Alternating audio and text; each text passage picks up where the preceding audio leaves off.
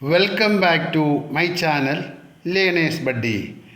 നാം ഇപ്പോൾ പഠിക്കുവാൻ പോകുന്നത് കേരള സ്റ്റേറ്റ് സിലബസിലെ 8ാം ക്ലാസ്സിലെ താജ്മഹൽ എന്ന ഇംഗ്ലീഷ് പോയമാണ്.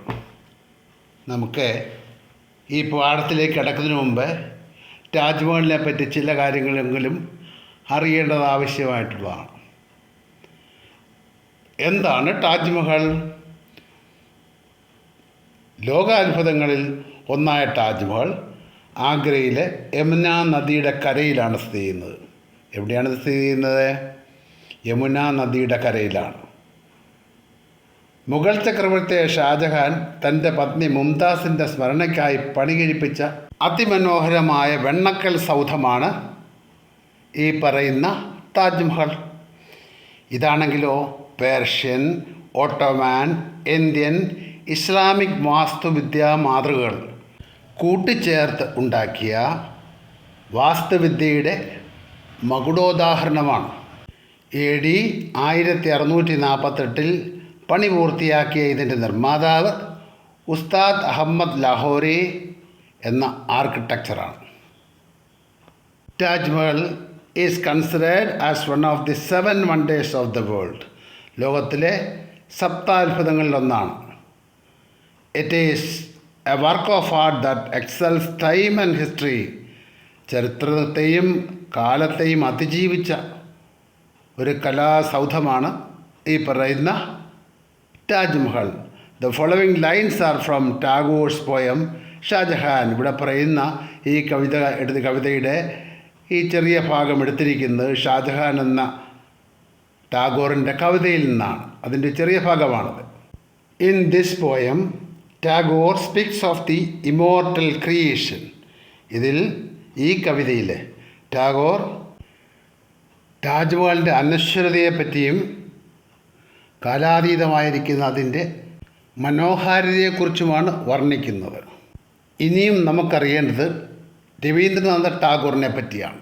അദ്ദേഹം ജനിച്ചത് 1861 മെയ് മാസം 7-ാം തീയതിയാണ്. അദ്ദേഹം കാലയവനികൾക്കുള്ളിൽ മറഞ്ഞത് 1941 ഓഗസ്റ്റ് 7-ാം തീയതിയാണ്. അദ്ദേഹം ഇന്ത്യയിലെ പ്രമുഖ സാഹിത്യകാരനും സാംസ്കാരിക നായകനുമാണ്. Philosopher, visual artist, playwright, composer and novelist എന്നുള്ള നിലകളിൽ ഏറ്റവും പ്രസിദ്ധനാണ് അദ്ദേഹം. അതൊരു സാമൂഹ്യ പരിഷ്കർത്താവായിരുന്നു. ഗുരുദേവ് എന്ന പേരിലാണ് അദ്ദേഹം പരക്കെ അറിയപ്പെടുന്നത്. നമ്മുടെ ടെക്സ്റ്റിൽ അദ്ദേഹത്തെ പറ്റി പറഞ്ഞിരിക്കുന്ന കാര്യങ്ങളൊന്ന് നോക്കാം. Rabindranath Tagore. He was born in 1861 and died in 1941. അദ്ദേഹം 1861 ജനിച്ചു, 1941 മരണപ്പെട്ടു. He was a Bengali writer who reshaped Bengali literature and music as well as Indian art in the late 19th and 20th centuries. 19-20 നൂറ്റാണ്ടുകളിലെ Bengali ലിറ്ററേച്ചറിനെയും മ്യൂസിക്കിനെയും ഒക്കെ റീഷേപ്പ് ചെയ്ത ആളാണ്. അവയ്ക്ക് ഒരു പുതിയ രൂപം നൽകിയ ആളാണ് ഗുരുദേവ് എന്നറിയപ്പെടുന്ന Rabindranath Tagore. Author of Geetanjali and its profoundly sensitive, fresh and beautiful verse. Geethanjali എന്നറിയപ്പെടുന്ന കവിതാ സമാഹാരത്തിൻ്റെ രചയിതാവാണ് ഇദ്ദേഹം. ആ കവിതാ സമാഹാരത്തിൻ്റെ രചയിതാവാണ് Rabindranath Tagore. He became the first non-European to win the Nobel Prize in Literature in 1913. 1913 ആദ്യമായിട്ട് ഈ പറയുന്ന നൊബൽ പ്രൈസ് ലഭിച്ച ആദ്യത്തെ നോൺ യൂറോപ്യനാണ് രവീന്ദ്രനാഥ ടാഗോർ. നമുക്കിനി ഈ പോയത്തിലേക്ക് പോകാം. Taj Mahal. You knew emperor of India Shah Jahan that life, youth, wealth and renown all float away down the stream of time. You knew emperor of India Shah Jahan. ഇന്ത്യയിലെ ചക്രവർത്തിയായിരുന്ന താങ്കൾക്കറിയാമായിരുന്നല്ലോ Shah Jahan. that life, youth, wealth and renown ജീവിതവും യൗവനവും ധനവും കീർത്തിയും all float away down the stream of time. കാലത്തിൻ്റെ കുത്തൊഴുക്കിൽ അവയെല്ലാം നശിച്ചു പോകുമെന്ന്.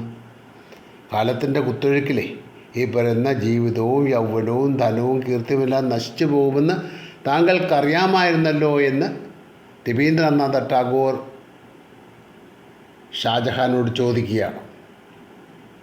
U knew emperor of India Shah Jahan that life, youth, wealth and known all float away down the stream of time. ഇന്ത്യയിലെ ചക്രവർത്തിയായിരുന്ന താങ്കൾക്കറിയാമായിരുന്നല്ലോ ഷാജഹാൻ, കാലത്തിൻ്റെ കുത്തൊഴുക്കിൽ ജീവനും ജീവിതവും യൗവനവും അതിൻ്റെ ആകർഷകത്വവും ധനവും അത് നൽകുന്ന പ്രതാപവും കീർത്തിയും പ്രശസ്തിയും എല്ലാം നശിച്ചു പോകുമെന്ന്. Your only dream was to preserve forever your hearts pain. Your only dream, താങ്കളുടെ ഒരേ ഒരു സ്വപ്നം, താങ്കളുടെ ഹൃദയ നൊമ്പരങ്ങൾ was to preserve your heart pain, താങ്കളുടെ ഹൃദയ നൊമ്പരങ്ങൾ എന്നേക്കുമായി കാത്തു സൂക്ഷിക്കണമെന്നതായിരുന്നു. Your only dream was to preserve forever your hearts pain, താങ്കളുടെ ഒരേ ഒരു സ്വപ്നം അതെന്തായിരുന്നു? താങ്കളുടെ ഹൃദയ നൊമ്പരങ്ങൾ എന്നേക്കുമായി കാത്തു സൂക്ഷിക്കണമെന്നതായിരുന്നു താങ്കളുടെ സ്വപ്നം. The harsh thunder of imperial power would fade into sleep like a sunset crimson splendor. The harsh thunder of imperial power, അധികാരം കൈകളിലേന്തുന്ന ചക്രവർത്തിയുടെ ഇടിമുഴക്കം പോലുള്ള കൽപ്പനകൾ.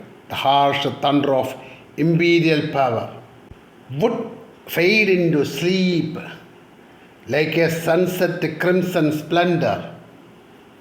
അവയെല്ലാം കാലയവനികൾക്കുള്ളിൽ സന്ധ്യാരാഗത്തിൻ്റെ കടുംചുവപ്പ് ശോഭ മാഞ്ഞു പോകുന്ന പോലെ നിദ്രയിലാണ്ട് പോകും. എങ്ങനെയാണ് കടന്നു പോകുന്നത്?